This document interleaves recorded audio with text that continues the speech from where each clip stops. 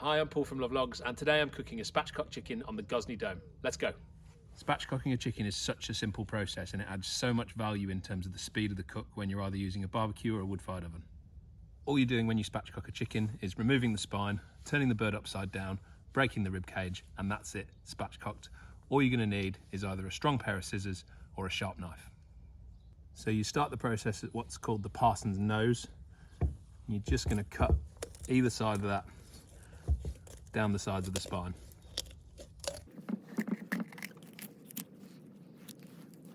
It's one side done.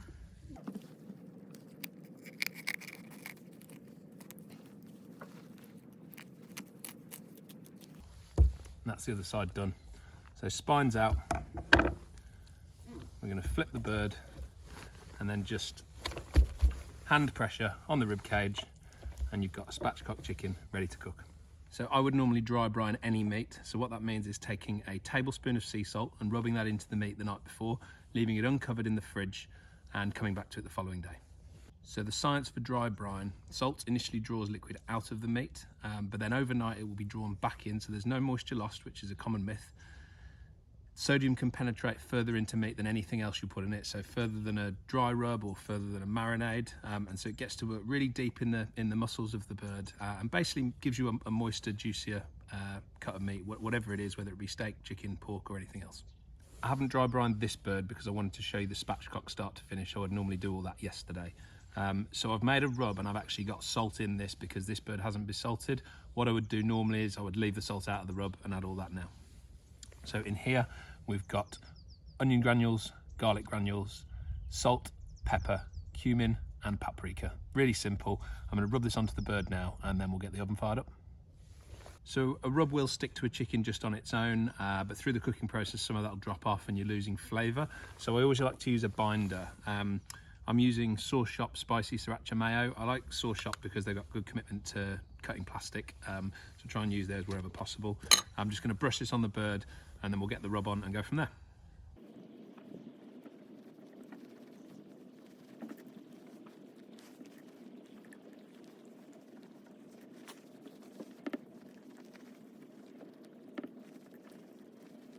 So I've got a very thin layer of sriracha mayo all over the chicken. Obviously there is some flavour in this, but that's not what we're looking for.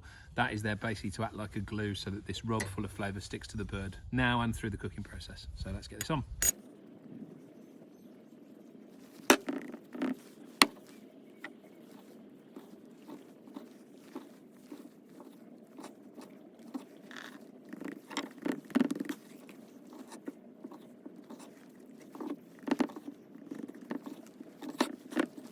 So the chicken is rubbed. I'm going to go wash my hands, get the oven fired up, and we'll get this cooked. So I'm going to fire the dome today on a combination of lumpwood, charcoal and oak. The oak is this hardwood kindling. Once the door's out, I'll just use lumpwood and a very small amount of wood to add some smoke. But with no door, these splits allow you basically to give the oven a kick of temperature when needed. So I've got a very small log cabin of the oak kindling. We don't want to go too big because we don't want to kick the oven up too much in temperature. There's a firelighter in the middle, so let's get that lit.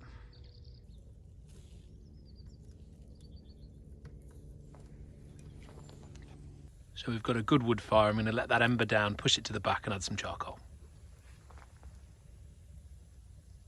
So we're down to embers. I'm going to get this to the back of the oven and add some charcoal.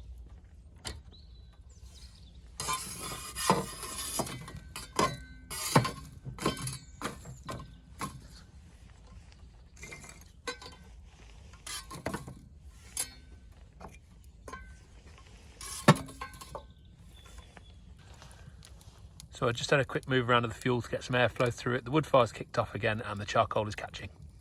So I've got the probe that connects to dome and I'm going into the breast.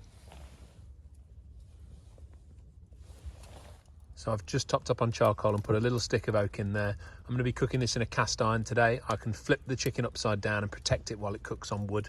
And then when I hit about 73, 74 degrees C internal temperature, I'll flip it and crispen up the skin with a wood flame.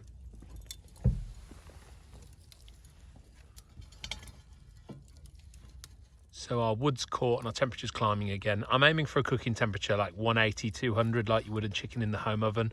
But what you don't want to do is overshoot by overfueling and end up at 250, 260 with no way of bringing that down. So I'm just coming up nice and slowly.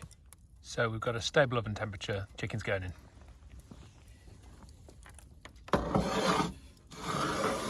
So now all we've got to do is watch the fire and watch the oven temperature come back when the internal temperature of the chicken is about 73, 74 degrees. We'll flip the chicken over and we'll crisp the skin up on wood.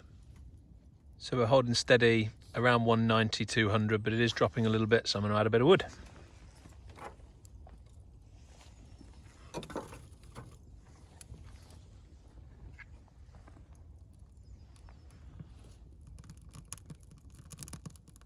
So temperature's holding nicely, internal temperature of the meat is moving upwards, so I'm going to pull it out and spin it around to ensure an even cook.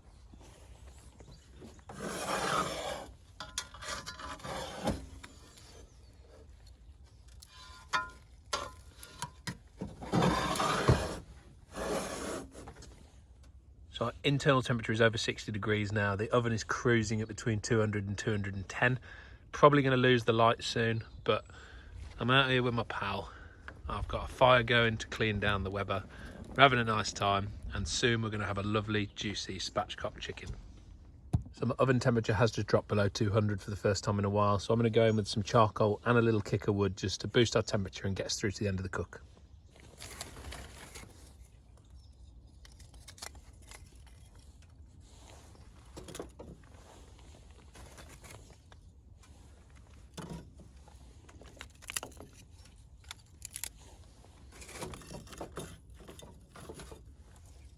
So this is exactly the reason without a door that we're cooking with wood as well as charcoal.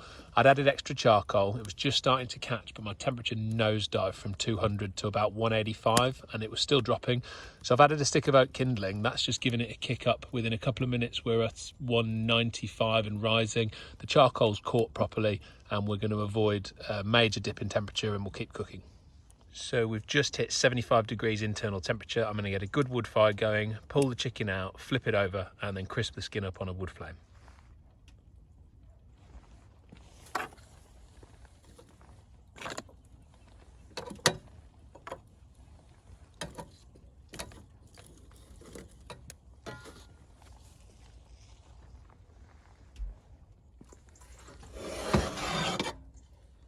So you can just see that it's super moist, so this is going to be absolutely amazing. I'm going to take the dome thermometer out and I'm going to switch to my instant read so I can probe all over the bird and take it up to a constant 76 degrees or better.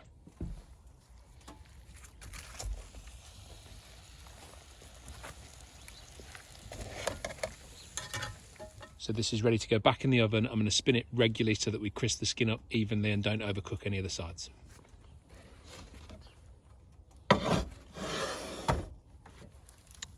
So just showing you the rolling wood flame that's licking up over the top of the oven beautifully, and it's just going to crisp the skin up on that chicken. Again, you just don't want to add too much wood because you can't take it off once it's lit. So let's give this its first spin.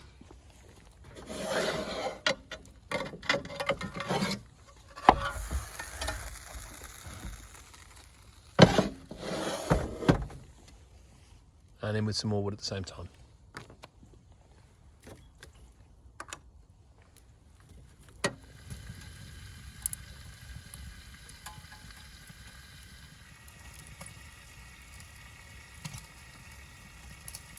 So the chicken's out of the oven and it's probing at 75°C in the deepest parts of the breast and the leg, so we're good to go.